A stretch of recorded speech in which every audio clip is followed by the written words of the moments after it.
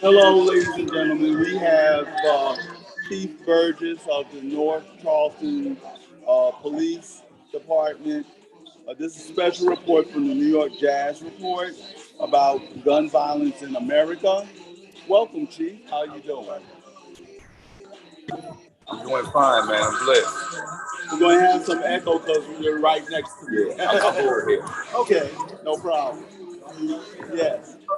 This is about a positive vibes event celebrating an anniversary of gun violence.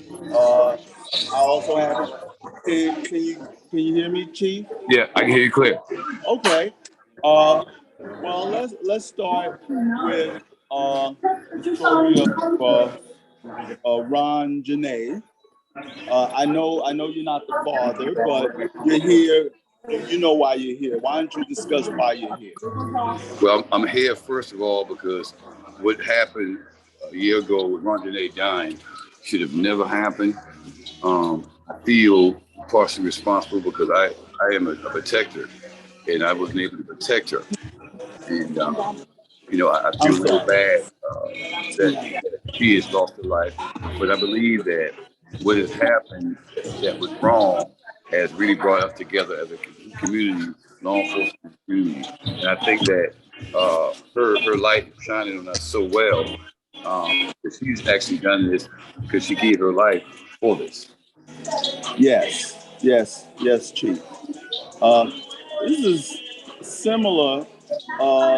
Gun violence is all similar. It's sad. But I'm a member of Mother Emanuel AME Church, and as you know, there was also gun violence on June of 2015 with the Mother Emanuel 9. Are you familiar with that event? Oh yeah, I actually was working that night when we received the call from the dispatch center, and when the call came in, it was just really stating that there was a church that apparently had some shooting incident that was recorded. Nobody knew, and nobody had any information that would confirm that.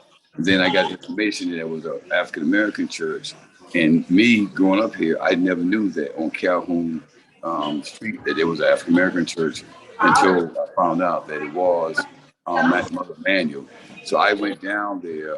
By the time I got down there, helped out the City of Charleston Police Department, they had already removed the bodies. And that's when it was confirmed that unfortunate act had occurred. Yes. It was a sad event. Unfortunately, the suspect who's now convicted was a declared white supremacist. Something recently happened in Buffalo, New York. Are you familiar with that? I think it was May last couple of Saturdays ago. Yes, I'm familiar with that, and as well as I got family in New York, and when you hear these incidents occurring, like it happened here at 99, it happened there at Buffalo, New York, I know we all automatically say, well, why all these things still occurring? And you know as well as I know that evil people are going to exist in this world until the Lord Jesus comes back. So the evil people did this, and it's sad that with Ron Janae's dying, and then the Buffalo incident and the Manual 9, that we seem like we cannot understand how we can disagree without being violently disagreeable. Yes, very much so. Gun violence is all over. Not to put you on the spot, but there was an incident where there was some gunplay at a ballpark. Pepper, well, you're familiar with that. And yes. I know the mayor was involved. I'm not going to put you on the spot, but it affects all communities. Wouldn't you agree? It's that situation, that happened in Pepper Hill, which there was no, Pepper Hill actually has a reduction of crime in this neighborhood. It's not that crime ridden.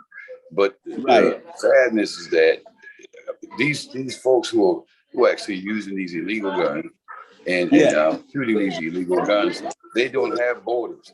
Just because you live in Pepper Hill, it doesn't mean that you're immune to these type of individuals. And that's the sad part, is that the jurisdictions, they stay within their borders. You know, every the police department has its border. Every sheriff department have their border. But these people who are lewd and lascivious and these anti-civilized people, they don't have borders. They go wherever they want to go at to carry Correct. Yes, yes, Chief. Yes, Chief. In fact, the tri-state, tri-county area is experiencing an uptick in violent crime and murders and things of that nature. There's a problem with firepower. How do you feel about the firepower on the street? Are you experiencing? Yes, I mean all the things. I mean, I have. You know, I'm a SWAT member. I ran the SWAT team for 12 years, and I only ran the SWAT team when we had a situation where we needed to actually go into place because nobody else could do it. And we had the firepower, we had the training, and we had the equipment to do it. But nowadays, you know, you look at SWAT like shows. These characters out here, these unsavory characters, they're acting like they're SWAT people. They're walking around with fully automatic weapons, where the standard weapon is either revolver or semi-automatic. But they have automatic weapons, and automatic weapons, as you know, only really is used really in military situations. I mean, yeah, of course, SWAT teams do it, but they only do it when that is appropriate. But the only entity that we know of in this nation that has a fully automatic weapon, all the military. Right. I had done some research, and it seems so easy to switch over a semi-automatic handgun to an automatic handgun just by removing a spring sometimes. Are you familiar with that? Yeah, they actually removing the springs. They're actually moving the glides, everything. Because you know, if it's man-made, it could be man-made adjusted. You know, so if we make it, we can actually make it to work either better or even stronger than what it was. Yes. I know I don't want to put you on the spot, but are you familiar with the ghost gun problem, the attachments?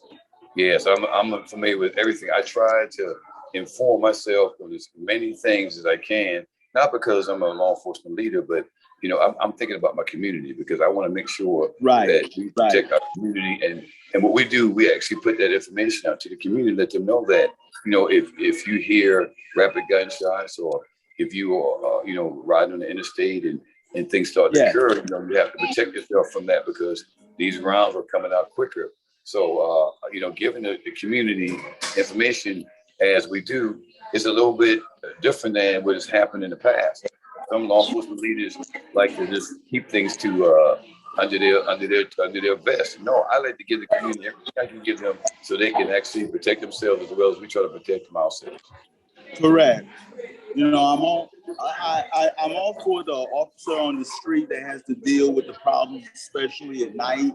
You know, backup maybe just minutes away, but still a bullet is faster than any backup that can get there. You know, and our hearts go out. I appreciate the fact that you're here at this community event to show support and to show community involvement of your police force. Yes, sir. Well, you know, it's like this. I am a servant of the people. You know, there was a motto on our car that said "Protect and Serve." I readjusted that with Chief Burgess, the former chief. We actually changed it to serve and to protect. That service is the first, and if we can be legitimate servers of our community and try to get to understand the individuals in our community, then hey, we can serve them in a way that is meaningful. Folks don't feel that we're against them. You know, folks don't feel that we don't care about them. I mean, it's just treat them as we would like people to treat ourselves. Right. I understand you have a committee with community leaders and you're meeting with them on a regular basis to kind of bring cohesion to the community and be communication with the community. Could you talk to that? Yes, sir. Well, social community or community cohesion, it goes hand in hand is that, you know, you have a society that's made up out of homes. A home is made up out of a street makes up a community, the community makes a town or city, and the town or city makes a state, and the state makes it a union. Yes. So if we can go down to the smaller issue, which is the home within a community, we can make a greater impact by what we're trying to do in law enforcement. It's like this.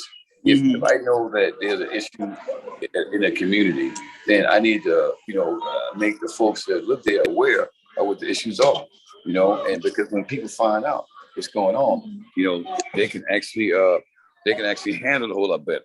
Yes. They can then, and also too, they'll understand that we are there for their benefit, not because we want to do something because we're cops.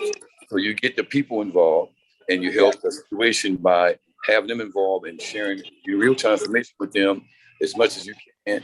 And then when you're in the community, they know why you're there. Yes. I express support. I'm happy that you're here. Do you have any commentary on what might be necessary to reduce gun violence from your perspective, from a law enforcement perspective? From the law side, I really believe that we have to have stronger gun laws in the state of South Carolina. We're talking about a state that cannot, for whatever reason, pass a hate crime bill. We're only one or two states in the nation that cannot do that. It's also, it's not that I'm with the Second Amendment. I believe that you should have a right to defend yourself. But what I'm not for is that if people carrying guns illegally, we have a concealed weapons permit requirement here in the state of South Carolina, and you can also open carry, but you have to have a concealed weapons permit. If we have that law, then that law should be protected and guarded at all times, so that if somebody's carrying a gun illegally, then we charge them as such. And I think that would help as well. But then that's law enforcement. But on the community side, we got to just keep on stepping up and being involved, because Ron and Katrina, they are suffering from Ron Denae's death, but it could be one of us later on. So we need to step up and step by Ron and Katrina and his family, so we can continue to make a difference to save lives, as many lives as we can every day, sustainable. Yes. Well, I'm not going to put you on the spot anymore. I know that the state legislature is talking about permitless a waiver for guns, just for people to carry guns. I'm not going to ask a statement, but you can go ahead and speak on it if you want to. Well, you're right. That's constitutional carry. That's what that is, constitutional carry. And some states have it. Do I agree with that? No, I don't agree with that. I feel that if you have a weapon on you, either you're a law enforcement person or you are a concealed weapons permit carrier. I just don't believe that folks really want to carry guns with them. But if you allow anybody to carry a gun, then the mentality that they may have may actually create more problems than it would create good. I understand. Well, Chief, I want to thank you so much for giving this impromptu. You weren't expecting me, and I wasn't expecting you. But everybody, this is going on YouTube, and it'll be transferred to Facebook, and I'll send you a copy, as well as Ron Denae, Positive Vibes. And we're just going to get the word out there, because it's happening in California, Los Angeles, it's happening in New York, it's happening in Houston, it's happening. Where isn't it happening is becoming the point. We had Sandy Hook, we had, Charleston and Columbine. Columbine, everywhere. So thank you again, and thank you for allowing this interview. Okay? Thank you. God bless you too. God bless you.